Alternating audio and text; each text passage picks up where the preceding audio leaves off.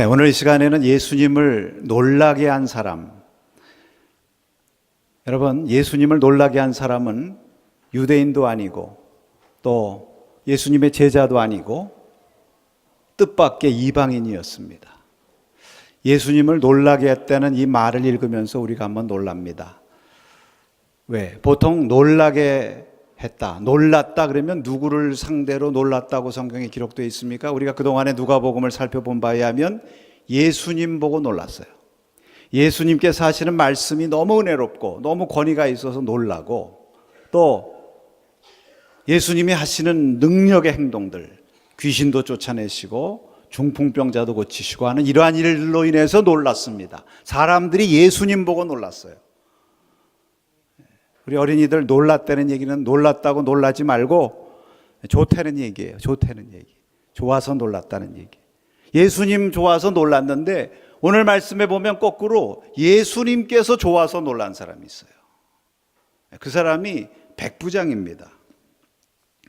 여러분, 뜻밖의 이방인 가운데서 무슨 선한 것이 나올 수 있고 또 무슨 믿음을 볼 수가 있겠는가, 그렇게 생각하셨을지도 몰라요, 예수님께서. 그런데 이 백부장의 그 모습, 그의 믿음, 이것을 보고 예수님이 놀라서 많은 사람들에게 증거하셨다고 그랬습니다. 여러분, 오늘 말씀의 키포인트는 백부장의 종이 고침받은 것에 있는 것이 아니죠.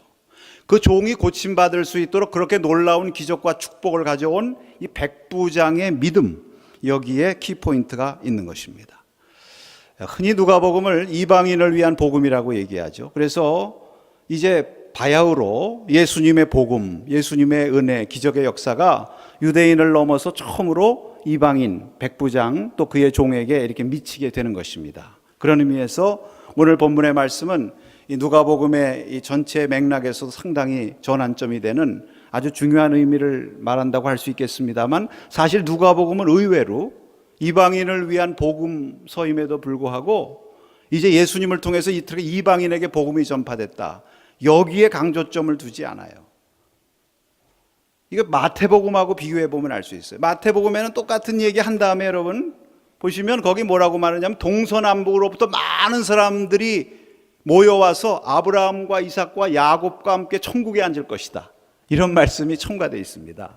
그러니까 오히려 마태복음은 이제 이 사건을 통해서 하나님의 복음이 이방 사람들에게 확 퍼져나간다고 하는 기로한 말씀을 하고 있는데, 누가복음은 그런 얘기를 하기보다는 이 백부장이 어떤 사람이고 어떻게 해서 이 백부장을 위해서 유대의 장로들이 와서 예수님께 간청하고 또 예수님이 고치러 가실 때에 어떻게 백부장이 반응하고 하는 이러한 얘기들이 자세하게 기록이 되어 있습니다. 여러분, 이것들이 자세하게 기록이 되어 있는 것은 그만큼 이 백부장의 그 믿음, 이것이 참 귀하고 정말 여러분 예수님도 놀랄 정도니까요.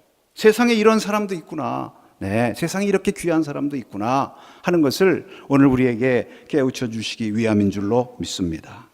여러분, 예수님께서 이렇게 백부장을 보고 놀라시고, 오늘 쓰는 말로 하면 신선한 충격을 받았다, 이렇게도 말할 수 있겠죠. 어떻게, 어떤 면에서 백부장이 그렇게 예수님을 놀라게 했는가? 여러분, 이것은 오늘 우리에게 너희도 백부장과 같이 예수님을 놀라게 하고 한번 예수님을 유쾌하게 할 수 있는 그러한 성도가 되라는 말씀인 줄로 믿습니다. 우리가 그러한 사모하는 마음으로 오늘 이 말씀을 들을 수 있기를 축복합니다. 먼저 예수님을 놀라게 한 백부장의 믿음은 따라하십시다. 선한 행실의 믿음. 네, 선한 행실의 믿음이었습니다. 오늘 말씀의 앞부분에 이렇게 보면 이 백부장의 모습이 예사롭지가 않아요. 보통 사람하고 좀 다릅니다. 영어로 말하면 엑스트라 오디너리, 오디너리 하지 않고 엑스트라 오디너리예요. 여기 2절 3절 한번 같이 보겠습니다. 다 같이 읽습니다. 어떤 백부장의 사랑하는 종이 병들어 죽게 되었더니 예수의 소문을 듣고 유대인의 장로 몇 사람을 예수께 보내어 오셔서 그 종을 구해 주시기를 청한지라. 여러분, 이 말씀은 백부장이 그 종에 대한 태도를 보여주는 말씀이에요. 근데 여기 보니까 유독 어떤 백부장의 종이 이렇게 얘기하지 않고 어떤 백부장의 사랑하는 종이, 사랑한다고 하는 말을 썼습니다. 얼마나 백부장이 그 종을 사랑했는지. 근데 왜 굳이 사랑한다는 말을 썼을까요? 사랑하는 것이 일반적이면 사랑한다는 말 쓰지 않죠. 여러분 그 당시에 기억하세요? 오늘날과 달라서 노예제도가 있던 시대입니다. 그 노예에 대해서 어떻게 생각했는가? 노예는 마치 살아있는 연장과 같아요. 그래서 그 당시에 문헌에 보면 노예들을 어떻게 대해야 되는가? 농사 짓는 사람이 1년 농사를 짓고 연장을 살핍니다. 근데 연장을 살피다 어떤 것은 많이 닳고 또 어떤 것은 깨지고 쓸모가 없어요. 그럼 어떻게 하느냐? 그 연장 버리고 새 연장을 구입하는 것입니다. 노예가 그렇다는 거예요. 노예가 병약하고 노동력을 생산하지 못하게 되면 고쳐줄 생각을 하기보다는 그 노예를 버리고 새 노예를 사라. 그것이 그 당시의 가치관입니다. 그런데 그런 일반적인 사회적인 가치관과 달리 오늘 본문에 나오는 이 백부장은 그 자기 사랑하는 종, 그 노예를 사랑해가지고 그 노예를 어떻게든지 병에서 구해주려고 백방으로 노력한 거예요. 여러분 예수님의 소문을 들었다고 하는 것은 보면 얼마나 이 종을 고치기 위해서 사방에 수소문을 하고 좋다는 데는 다 찾아가 보고 그러다가 예수님의 소문을 들었겠습니까? 예수님께서 하나님의 능력이 충만하셔가지고 병자도 고치고 귀신도 내쫓고 능력이 일어난다고 하니까 그 예수님은 내 종의 병을 고칠 수가 있겠구나 하는 그러한 마음으로 유대 장로들을 보낸 거죠. 그런 백부장의 모습을 보면서 이 백부장이 보통 사람하고는 다르구나. 아마 예수님께서 그렇게 생각을 하셨을 것입니다. 그 다음에 계속해서 이어지는 이 유대 장로들의 태도를 한번 보세요. 참 이것도 특별합니다, 여러분. 어떤 면에서 특별하냐면 유대의 장로들이 이 백부장에 대해서 갖는 태도가 특별해요. 왜? 보통 유대인들은 이방인들을 어떻게 생각합니까? 무시합니다. 상종을 하지 않습니다. 심하게 말하는 사람들은 이방인들은 지옥을 위해서 만들어졌다. 이런 식으로 경멸해요. 그런데 오늘 이 유대 장로들이 그 백부장을 막 칭찬하는 거예요. 여기 보니까 예수님께 와서 그 백부장에 청하는 것을 꼭 예수님 들어주셔야 됩니다 하면서 간절히 구했다고 그랬어요. 간절히. 그거 왜 그러냐? 그 이유가 5절에 나오죠. 그것이 무엇입니까? 그 백부장이 우리 민족을 사랑하고 심지어는 회당까지 지어주었습니다. 네, 여러분 이 백부장이 그 유대 민족을 향해서 했던 태도 이것도 엑스트라 오디너리예요. 네, 특이합니다. 보통 여러분 로마인들은 정복민들이죠. 네, 유대 사람들은 피지배민들입니다. 로마가 그들의 권위를 유지하고 사회 질서를 유지하기 위해서 정복민들에 대해서 하는 행동의 매뉴얼이 있는데 냉정하라는 것입니다. 불가근 불가원.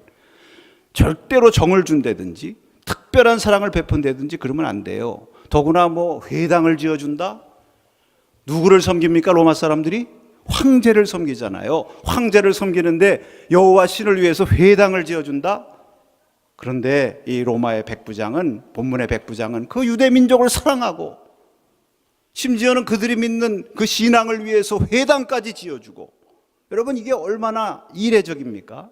그러니까 이 장로들이, 그 권위 있는 그 점잖으신 장로들이 예수님께 나와서, 사실 그 당시 통상 그 장로들이나 그 유대교 지도자들이 예수님에 대해서 별로 호의적이지 않았잖아요. 그런데 예수님께 나와서 간곡히 청했다고 그랬어요. 여러분 이런 내용들을 누가가 자세하게 기록하고 있습니다. 그 의도가 무엇입니까? 이 백부장의 이 참 믿음, 그 믿음은 어떤 믿음이냐? 선한 행실의 믿음이에요. 아주 인품의 훌륭함에 근거된 호의가 찬 그런 선한 행실의 믿음, 이것을 전하는 것입니다. 예수님께서 그것을 보시고 이미 마음의 놀라움을 가지시고 그 마음이 움직이셨다고 믿습니다. 그러니까 바로 즉시 응답해서 그 이방인을 향해서 가셨죠, 함께. 당시에 이방인들하고 함께 이렇게 상종하는 거 어려웠거든요. 여러분, 예수님이 어떤 믿음의 모습을 기대하실까요?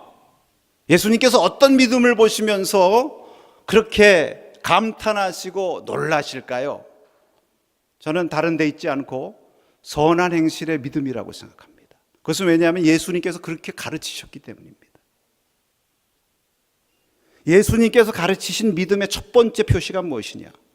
믿음도 여러 가지가 있어요. 믿음 좋다고 할 때 여러 가지가 있습니다만 예수님께서 가르치신 믿음은 선한 행실의 믿음입니다.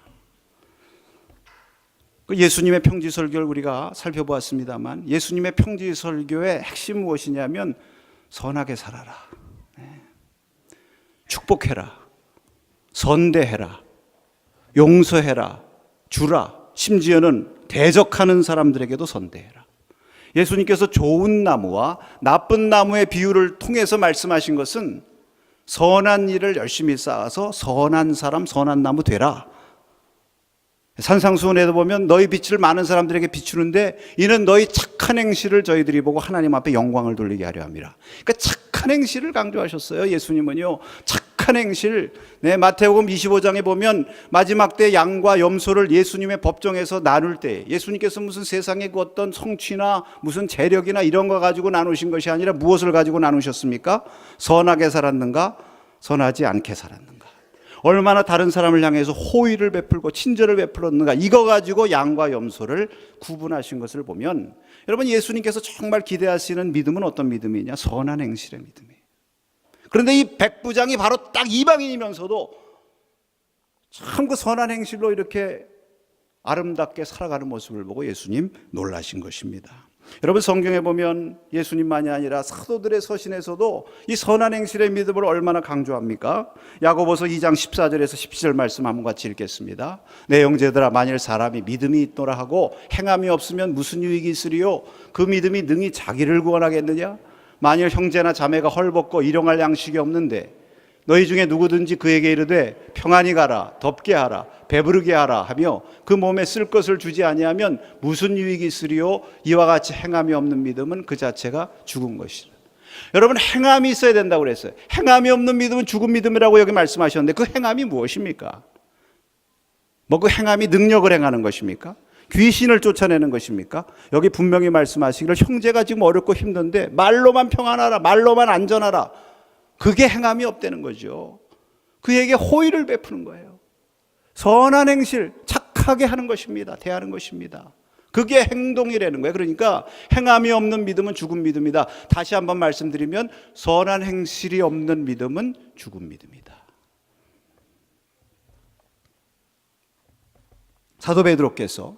사도 베드로 2장에서 그리스도인의 덕목에 대해서 말씀하시면서 그러므로 모든 악독을 버리라 이렇게 시작합니다. 악독을 버리라. 12절에 뭐라고 말씀하시냐면 너희가 이방인 중에서 행실을 선하게 가져 너희를 악행한다고 비방하는 자들로 하여금 너희 선한 일을 보고 오시는 날에 하나님께 영광을 돌리게 하려 함이라. 하나님께 영광을 돌리는 게 뭐예요? 선한 행실입니다. 악행을 버리고. 그러니까 믿음의 첫 번째 요소는 다른 거 없습니다. 모든 믿음의 요소가 있겠죠. 그러나 제일 중요한 것은 선한 것입니다. 선하게 사는 것입니다. 그게 믿음의 첫 번째 요소. 사도 바울께서도 디도서 2장 14절에 말씀하십니다. 중요한 말씀입니다. 한번 같이 읽겠습니다. 그가 우리를 대신하여 자신을 주심은 모든 불법에서 우리를 속량하시고 우리를 깨끗하게 하사 선한 일을 열심히 하는 자기 백성이 되게 하려 하심이라. 여러분 주목하세요. 여기 말씀에 보면 주님께서 십자가에서 보혈을 흘려서 우리를 위해서 구원하셨는데 왜 구원하셨습니까? 우리를 깨끗하고 정결하기 위해서 하셨죠. 그것으로 끝나는 것이 아니에요. 우리를 깨끗하고 정결하게 하심으로 선한 일을 열심히 하는 자기 백성이 되게 하시겠다고 그러셨어요. 주님께서 저와 여러분들을 위해서 십자가를 지신 목적이 무엇입니까? 결국은 선한 일 열심히 하는 착한 자기 백성 되게 하시기 위해서. 갈라디아서 5장 6절에 그리스도 예수 안에는 할례나 무할례나 효력이 없으되 사랑으로 역사하는 믿음뿐이니라. 따라하십시다. 사랑으로 역사하는 믿음뿐입니다. 여러분, 우리의 믿음은 다른 믿음이 아닙니다. 사랑으로 역사하는 믿음뿐입니다. 이 사랑으로 역사하는 믿음이란 말을 누가 제일 귀하게 여겼느냐 하면 요한 웨슬리 목사님입니다. 웨슬리 목사님께서 이것이 우리의 믿음이라고 말씀하셨어요. 종교개혁자들을 따르면서 우리가 오직 믿음으로 구원받는다 이렇게 말했잖아요. 종교개혁자들이 이것을 어떻게 보충해서 말씀하셨느냐면 오직 사랑으로 역사하는 믿음으로 구원받는다 이렇게 얘기했습니다. 그래서 참 믿음은 사랑으로 역사한다. 선한 행실로 역사한다. 그러면서 몸소 참 이 선한 일을 위해서 훈련도 많이 하시고 또 몸소 실천도 많이 하셨어요. 그래서 이 선한 일이 무엇일까? 두 가지로 말씀하셨습니다. 영혼을 위한 선한 일, 그 복음 전하는 거예요. 그래서 열심히 복음 전했잖아요. 말 타고 지구를 7바퀴 반 돌 정도로 열심히 복음 전했고요. 또 몸을 위한 선한 행실도 해야 된다. 그래서 구제, 착한 일, 어려운 사람들 도와주는 일, 옥에 갇힌 사람 병자 신방하는 일, 하여튼 이런 걸 많이 하시고 많이 강조하셨어요. 참 재밌는 것은요, 그 영국 런던에 가면 거기 웨슬리 채플이 있습니다. 여러분 혹시 가보신 분들 계신지 모르겠어요. 그 웨슬리 채플 맨 앞에 있는 웨슬리 동상, 거기 가서 사진 찍고 주로 많이 오시는데, 사실은 그 옆에 보면 그 교회 옆에 웨슬리 목사님의 목사관이 있습니다. 지금은 박물관으로 되어 있어요. 그 목사관에 들어가면요, 거기 웨슬리 목사님이 쓰던 경대가 있습니다. 근데 그거 안내하면서 어떤 분이 재미난 얘기를 해주더라고요. 그 경대 서랍이 많이 있지 않습니까? 근데 그 서랍 안에 저 깊은 곳에 조그만 보물함 같은 비밀 서랍이 있어요. 그게 뭐냐? 웨슬리 목사님이 거기다 그 비밀 서랍에다가 비상금을 몰래 감춰놓고 도와달라고 오는 어려운 사람들, 가난한 사람들한테 반드시 조금씩이라도 주어서 보내셨대요. 그럼 왜 비밀 서랍이냐? 여러분, 이것은 유명한 얘기면 웨슬리 목사님의 사모님이 악처로 소문난 분입니다. 역사상 3대 악처가 있다고 그래요. 혹시 아십니까?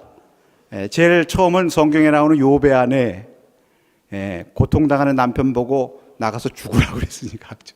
두 번째 누굽니까? 그 유명한 소크라테스의 아내고, 세 번째가 웨슬리의 아내래요. 근데 웨슬리 사모님이 얼마나 질투가 많았는지, 그 옛날에는 요즘처럼 이렇게 소통하는 게 많지 않으니까 웨슬리 목사님이 평신도를 훈련 많이 시키고 여성들도 막 설교시키고 속장님들 훈련시키고, 그러니까 여성들하고 편지로 소통하는데 그걸 혼자만 비밀을 간직해서 해야 되는데 또 사모님한테도 보여줬나 봐요. 사모님이 그거 보고 우리 남편이 여성도들하고 연애질한다고 막 질투를 해가지고 늘 감시하고, 그러니까 돈 쓰는 것까지 감시하는 거예요. 늘 서랍을 열어보고 서랍에 돈이 있나 없나, 돈 있으면 다 뺏어가고. 여기까지만 하겠습니다. 그래가지고 그 비밀 서랍 안에다 거기다 비상금을 넣어놓고 그거 가지고 도와줬다는 거야. 여러분, 딴 주머니 차지 마시기 바랍니다. 그러나 딱 딴 주머니 하나 찰 수 있는 건 뭐냐? 좋은 일을 하기 위한 비자금으로 딴 주머니. 이상한 거 가르쳐 주신다고 그럴 줄 모르겠어요. 웨슬리 목사님이 이렇게 참 선한 일을 위해서 이렇게 애쓰셨다, 이 말씀 드리고 싶은 것입니다. 사랑하는 성도 여러분, 오늘 우리 자녀들과 함께 예배드리는데, 우리 자녀들에게 다른 것보다 우리 부모는, 우리 어머니 아버지 할머니 할아버지는 참 선하고 인정 많다, 선한 행실에 믿음을 가지셨다, 이런 본을 보여주시기 바랍니다. 또 우리 자녀들한테 가르칠 때도 너희가 믿음 있는 사람 되라, 이렇게 가르치는 것도 좋지만 한 걸음 더 나가서 오늘 말씀처럼 선한 행실에 믿음을 가진 자가 되라. 일단 착하게 살아야 됩니다. 예수님께서 너희 착한 행실을 보고 하나님 아버지께 영광을 돌리게 하라 말씀을 하셨습니다. 이 백부장의 선한 행실의 믿음이 예수님을 놀라게 한 것입니다. 그 다음에 둘째로, 백부장의 겸손한 믿음이 예수님을 놀라게 하였습니다. 여러분, 6절 이하 7절 상반절까지 말씀을 한번 보겠습니다. 예수께서 함께 가실새 이에 그 집이 멀지 아니하여 백부장이 벗들을 보내어 이르되 주여 수고하시지 마옵소서, 내 집에 들어오심을 나는 감당하지 못하겠나이다. 그러므로 내가 주께 나아가기도 감당하지 못할 줄을 알았나이다. 여러분, 여기 말씀 우리가 주목해 봐야 될 것은 7절 상반절입니다. 이것은 누가복음에 한번 기록되어 있어요. 내가 주께 나아가기도 감당하지 못할 줄을 알았나이다. 이 말을 누가가 하고 싶은 겁니다. 이게 백부장의 자세예요. 여러분, 생각해 보시면 백부장이 예수님께 종을 고쳐달라고 부탁할 때 요즘의 가치관대로 하면은 직접 찾아가서 부탁해야죠. 그렇죠? 다른 사람 보내는 거 잘못하면 결례가 될 수가 있습니다. 유대 장로들을 보냈다고 그랬고요. 또 두 번째는 벗들을 보내서 예수님께 부탁했다고 그랬는데, 아니 왜 자기가 직접 오지 않고 왜 사람들 보내?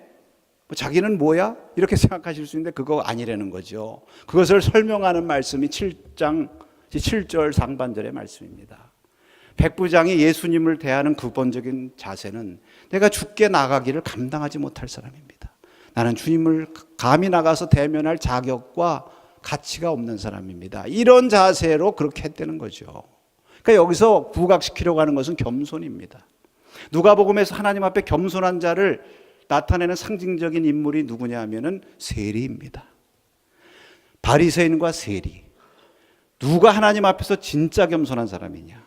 기도한다고 겸손하냐? 아니라는 거죠. 세리와 같이 하나님 앞에 나가기를 두려워하는 자가 겸손한 자라는 것입니다. 오늘 백부장은 바로 그런 세리와 같은 그런 모습을 보여주고 있다고 하는 것입니다. 그래서 백부장의 그 겸손함을 부각시키는데 예수님께서 그것을 보시고 야, 이 사람 참 보통 사람 아니구나. 사실 여러분 겸손해야 그 종도 사랑하죠. 그렇죠? 사람이 교만하면 종 우습게 알죠. 겸손해야 그 피지배 민족인 유대 민족들도 사랑하고 그들 위해서 회당 지어줄 수 있죠. 교만하면 그런 거 할 수 없죠. 그런데 진짜 예수님에 대해서 겸손했어요. 여러분 정말 예수님을 놀라게 하는 것은 바로 이러한 겸손한 믿음인 줄로 믿습니다. 우리가 믿음이 있다고 하면 겸손할 수밖에 없어요. 왜? 겸손은 하나님 앞에 무릎 꿇는 거예요. 겸손의 기본은 순종인 것입니다. 겸손의 기본은 하나님의 말씀대로 하는 것이니까 믿음과 함께 갈 수밖에 없는 거죠. 그래서 믿음의 사람들 보면 다 겸손해요. 다 겸손합니다. 백부장이 겸손한 게 더 놀라운 것은요, 권세자잖아요. 힘없는 사람이 겸손하면 뭐 그렇다 쳐. 제가 시골에서 목회하지 않았습니까? 그 시골이 강화도만 해도 북한하고 이렇게 접경돼가지고 다 철조망 쳐 있습니다. 그 군 작전권 지역이에요. 그러니까 지금서부터 한 3, 40년 전이니까 그 동네에서 제일 권세자가 누구냐? 군수입니까? 아닙니다. 누굽니까? 연대장입니다. 연대장. 해병대 5연대장. 제가 사는 그 시골 그 면에서 제일 권세자는 누굽니까? 면장입니까? 아닙니다. 중대장입니다. 네. 중대장 허락받고 다 행사하고 움직여야 돼요. 가버나움 시골 동네 그 동네에서 제일 우두머리가 누구냐? 로마 백부장입니다. 권세 있는 사람이 겸손하니까 더 놀라운 거예요. 예수님 믿는 사람들은 다 겸손해요. 왜? 나는 마음이 온유하고 겸손하니 내게 배우라. 예수님 배우는 건 뭡니까? 온유하고 겸손한 거 아니에요? 힘 있을수록 더 겸손한 거예요. 그래서 힘 있는 사람일수록 예수님 믿어야 돼요. 여러분 유명한 얘기 좀 할게요. 성 프란시스의 유명한 일화 있습니다. 성 프란시스의 한 제자가 어느 날 환상 중에 이렇게 비몽사몽간에 천국을 갔는데 천국에 그 보좌에 제일 높은 자리가 하나 비어 있어요. 아, 이거 왜 비어 있습니까? 그렇게 물었더니 천사가 말하기를 여기는 저 땅에서 하나님께서 가장 사랑하시는 종, 겸손한 종 프란시스를 위해서 예배해 둔 것이다. 그렇게 겸손합니까? 이제 깨어가지고 그 선생님이 얼마나 겸손한지를 한번 알아보려고 뭐라고 질문했냐면 선생님은 자신을 어떻게 생각하십니까? 그러니까 프란시스가 그렇게 대답했답니다. 나는 세상에서 내가 가장 나쁜 사람이라고 생각한다. 의외의 대답이에요. 아니 모든 사람이 선생님을 성자로 존중하고 아주 가장 훌륭하신 분으로 그렇게 하는데 나쁜 사람이라니요. 그랬더니 성 프란시스가 뭐라고 대답을 했느냐 하면 자네가 몰라서 그래. 만약 하나님께서 나에게 주신 그 은혜를 다른 사람에게 주었다고 하면 그 사람은 나보다 훨씬 훌륭하게 됐을 거야. 훨씬 훌륭하게 됐을 거야. 할렐루야.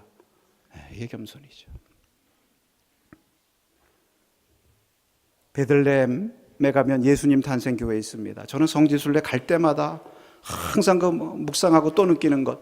여러분 베들레헴 예수님 탄생하신 예수님을 만난다고 거기에 성지를 가는데 예수님 탄생한 그 자리가 이렇게 별이 육각형의 그 다윗 별이 그려져 있고 여러분 거기다 가보신 분들 계실 거예요.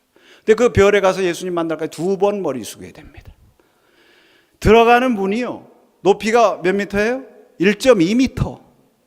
그거 왜 그렇게 했느냐? 뭐 중세에는 수 없는 왕들, 뭐 귀족들, 기사들이 거기 마차 타고 말 타고 거기까지 멋있게 오죠. 다 내려야 됩니다. 그리고 머리 숙이고 들어가야 됩니다. 머리 숙이고 들어간 다음에 그 다음에 어떻게 되느냐? 그 홀을 지나서 다시 그 예수님 탄생하신 그 자리를 어떻게 만들어놨느냐 하면은요 아궁이처럼 만들어놨어요. 이렇게 굴 아궁이처럼 운막처럼. 그래서 거기 내려가가지고 그 안에 경배하려면요 무릎 꿇고 머리 숙여야만 거기 경배할 수 있습니다. 그래야 예수님 만나는 거예요. 예수님의 은혜 받는 겁니다. 조만식 선생과 우리 조만식 선생님과 주기철 목사님의 유명한 일화 있죠, 여러분.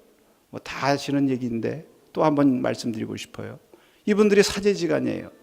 예, 조만식 선생님의 제자가 주기철 목사님입니다. 근데 같은 교회 주기철 목사님 목회하는 교회 조만식 선생님이 장로님이세요. 네, 주기철 전도사님 시절에 하루는 예배 드리는데 조만식 선생님이 예배 그 시간에 늦게 들어오셨잖아요. 누구 만나다가 장로님이 어떻게 예배 시간에 늦게 들어오냐고 강단에서 전도사가 서서 예배 드리라고. 제가 여기서 장로님 늦게 오셨으니까 서서 예배 드리세요. 그러면은 아멘하고 서 계실 장로님, 우리 교회 장로님도 다 서 계실 것이지만 또 어떤 분들은 얼굴 시뻘개질 수도 있겠죠. 이 조만식 장로님이 그대로 서서 예배 드리는 거예요.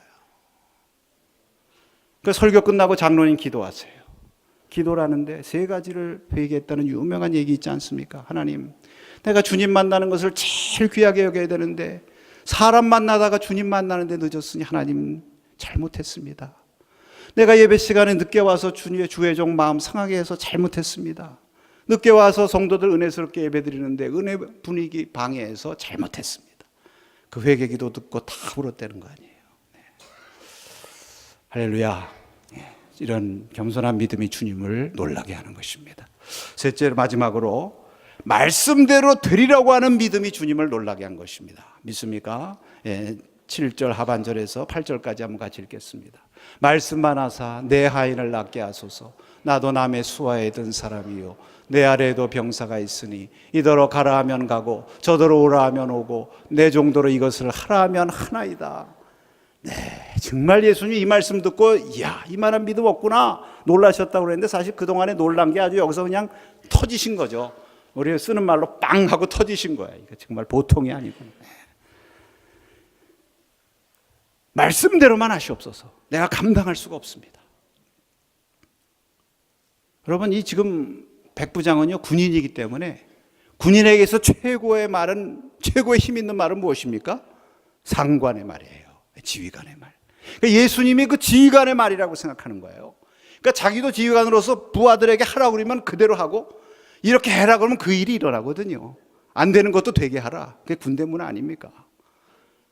그러니까 하물며 우리 인간이 상관이 얘기해도 그렇게 일어나는데 하물며 하나님의 능력을 가지신 주님께서 말씀하시면 우리 죽을 병 걸린 우리 종이 고침받고 그 병마가 물러가는 일이 왜 안 일어나겠습니까? 할렐루야. 여러분, 이게 믿음이죠. 다른 게 믿음입니까? 여러분, 이렇게 생각하시면 한번 이게 하나의 신앙의 테스트입니다. 내게 믿음이 있는가 없는가를 어떻게 시험할 수 있느냐? 여기 예수님께서 나에게 A라고 말씀하세요. 똑같은, 지금 내가 정말 존중하고 내 상사, 직장의 사장님, 또 군대 지휘관, 또는 내가 교회에서 정말 그분 말씀이라면 아주 무조건 순종하는 그 어르신이 있어요. 그분이 동시에 B라고 말씀하세요. 동시에. 예수님은 A라고 말씀하시고 저분은 B라고 말씀하시고. 누구의 말을 듣겠는가? 아주 솔직하게. 예수님 말을 먼저 들으면 믿음이 있는 거고 예수님의 말을 나중에 들으면 믿음이 없는 겁니다. 오늘 본문 말씀이 그 얘기예요. 적용해서 말씀하면. 백부장은 이방인이었지만 예수님 말씀부터 먼저 들었다는 거죠. 하나님께서 저를 축복하시고 그 종의 병을 고쳐주신 줄로 믿습니다. 사랑하는 성도 여러분, 우리가 의지할 것은 오직 하나님의 말씀뿐인 줄로 믿습니다. 다른 어떤 거 의지할 거 아니에요. 우리가 무슨 신비스러운 체험, 나만 장군이 고침받으러 갈 때 손을 흔들고 하늘을 향해서 이름을 부르고 막 안수를 하고 그런 대단한 거를 기대했죠. 근데 선지자는 뭐라고 그랬어요? 요단강에 가서 일복은 씻으라 말만 했거든요. 여러분, 우리가 무슨 대단한 체험 이런 거 못했다고 나 믿음이 없다? 여러분, 그런 거는 부수적인 거고요. 정말 중요한 것은 내가 말씀대로 이루어지라고 믿는가. 하나님의 말씀이 우리에게서 가장 귀한 능력이요, 우리 신앙의 가장 굳건한 근거인 줄로 믿습니다. 그 말씀 갖고 있으면 되는 거예요. 할렐루야. 그래서 찬송가 545장에 이 눈에 아무 증거 아니 배워도 이 귀에 아무 소리 아니 들려도 믿음만을 가지고 걷고 하나님의 약속 위에 굳게 서리라. 할렐루야. 그거예요. 말씀을 마치겠습니다. 예수님께서 그 백부장을 보신 다음에 놀라셨어요. 참 대단한 사람이다 이렇게 생각할 수도 있는데 성경에 보니까 돌이켜 주위에 있는 사람들을 보시고 말씀하셨습니다. 이스라엘 중에 이만한 사람을 보지 못하였느니라. 주위에 있는 사람들이 누굽니까? 제자들입니다. 제자들에게 도전하시는 말씀입니다. 너희가 그래도 이 이방인 백부장만큼의 믿음은 돼야 되지 않겠니? 믿습니까? 백부장과 같이 선한 행실의 믿음, 겸손한 믿음, 말씀대로 이루어지라고 믿는 말씀 중심의 믿음을 통해서 주님을 놀라게 하고 여러분의 삶 가운데 놀라운 축복이 임하시기를 주의 이름으로 축원합니다.